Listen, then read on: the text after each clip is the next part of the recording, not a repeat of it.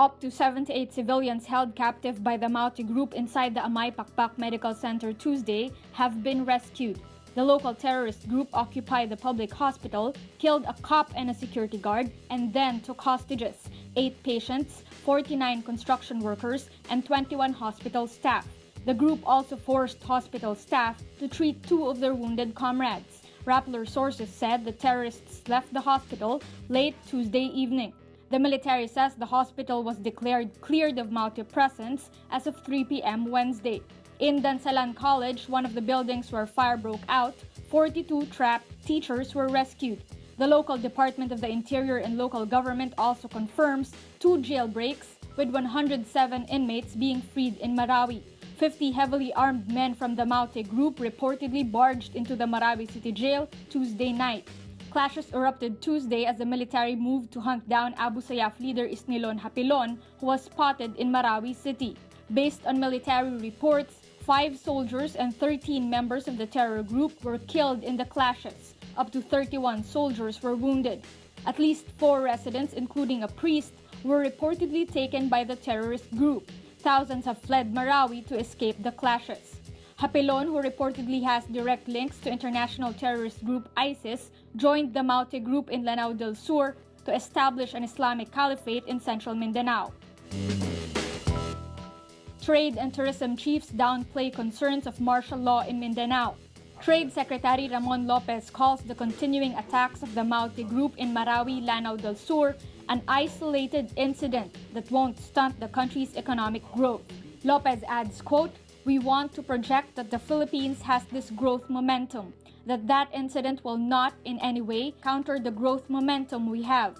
It was the isolated situation in Marawi that convinced President Rodrigo Duterte to make good on his threat to declare martial law in Mindanao. He said Wednesday he's looking into expanding it nationwide if the terror threat persists." Tourism Secretary Juan Dateo says she is confident tourists would still come despite martial rule in Mindanao.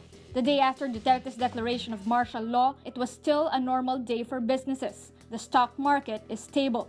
But Philippine Chamber of Commerce and Industry Honorary Chairman Donald D. says tourism and trade in the country may suffer should the president extend or expand martial law. D says there will be effects on trade because movements are restricted. New investments will be affected, and so will tourism.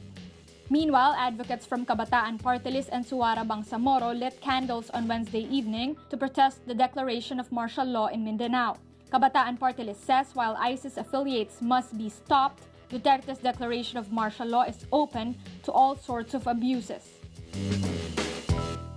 President Rodrigo Duterte on Wednesday fired Dangerous Drugs Board Chairperson Benjamin Reyes for contradicting the number of drug users in the Philippines. The president fired Reyes during a media briefing after arriving from Russia.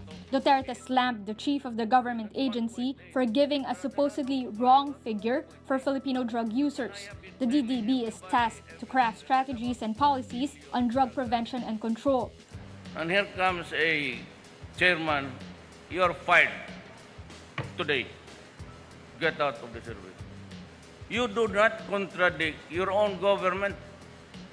If you are there, you're just a civilian member of the board. You are not the implementer of the law. A DDB survey conducted from January 1, 2015 to February 5, 2016 said there are 1.8 million drug users in the country.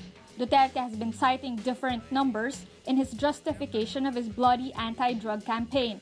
From the 3 million he often cited during the presidential campaign, the Philippine government now pegs the number of drug users at 4 million. The president said former Philippine Drug Enforcement Agency Chief Dionisio Santiago gave him the initial figure of 3 million drug users 5 years ago. He added the correct count comes from the police and PIDEA.